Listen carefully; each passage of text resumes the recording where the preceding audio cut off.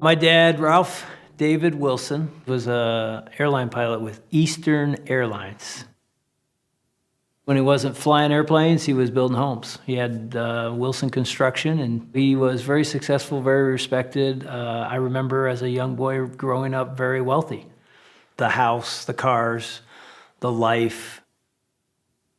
It looked from the outside like the family you would want to be a part of. It really was the all-American, almost perfect family. But what it appeared was not what it was. Dad drank every night. Mom drank.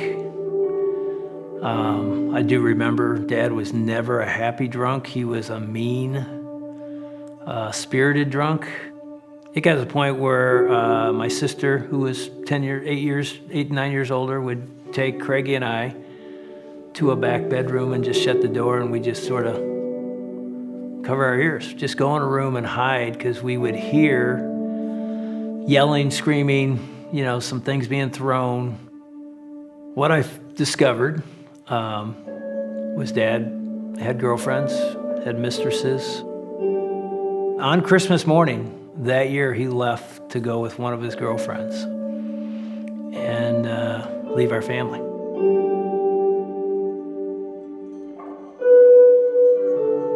All I know is as a 7-year-old, we are now moving from a mansion in a gated community in New Jersey to a little town in Ohio, to a little house in Ohio. Mom had to start a new life as a single mom in 1963, on her own. So a month after the move, my little brother Craig's 5.5, gets a cold, but it won't go away. They diagnosed him with leukemia. And back in those days, there weren't a lot of options for cures, and he dies in 6 weeks. Man, you talk about devastated, losing your dad, the move from your home. And I don't know how to explain, death in our, it was the worst day of my life.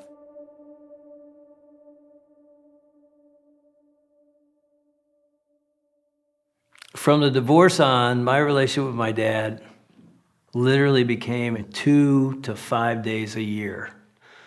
That's my relationship with my dad. The rest of my life was just a drop in here and there.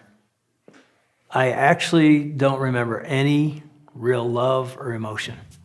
I would describe my relationship with my dad as cold, indifferent, unforgiving, angry, resent. Almost every negative emotion you can think of, I felt. And it seemed like for me, the older I got, the worse those emotions deepened. I wouldn't know it for years later, but I almost believed the same thing about God that I did about my dad. He's cold. He's not here. When I really need him, he's not there. When I need him to come through, my brother's going to die and he's not going to be there. When I pray, there's nobody listening. He's just not there. You can say he is. You can say all you want, that he's a loving, caring father. Not to me, he isn't. As I look back at my college years, I was literally becoming my dad. I was chasing women, I was drinking, I was trying to find life in parties. I thought, when I have enough money someday, I'll be happy. It was exactly what I, as even a little boy, watched in my home. That's what my dad chased. I didn't realize it then, but I was becoming him.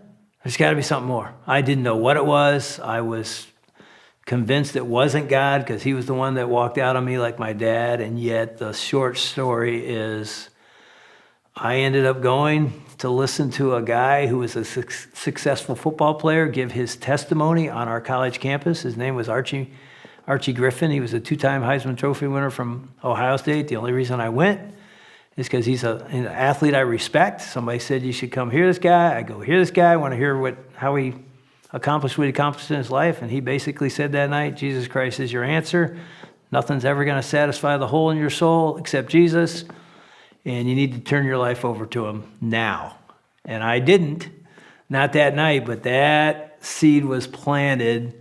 And about a year later, I discovered what he said was true. And I surrendered my life to Jesus Christ. I mean, it's a long story, but when I chose to follow Christ, everything changed. I started to realize I'm actually embraced by the Father. I'd never in my life felt that on an earthly realm with my own dad. I don't even remember ever being hugged by my dad. The biggest hole, as I look back now, in my soul was a father wound, a father void that the Heavenly Father showed me he filled. And that was the foundation of a whole new life. You know, joy, happiness, contentment comes out of that understanding that I'm secure. The journey I've been on for so long, and so many people go through this journey, is I was mad at God, I was mad at life for my dad walking out when I was a kid. And for decades I thought the worst thing that happened to me in my life, my dad left. And I struggled with that for years, just feeling this resentment toward my dad and toward God, because I didn't have the family that so many of my friends had. And I literally heard God say, if your dad would have stayed, you would have become Ralph David Wilson. And I knew when I heard that, God is exactly right. I would be that guy. I know I would. There's not a doubt in my mind I'd be a womanizing alcoholic, heading into my third or fourth marriage, looking for life. But in a sense, God was saying, you thought that was the worst thing happening in your life. I actually used that to protect you. And everything you are today is because I protected you. Now, the term child of God means precious, loved son. It means my Heavenly Father could not adore me more. He delights in me. That was revolutionary thinking for me. And yet now it's the foundation of who I am as a man and who I want to be as a dad.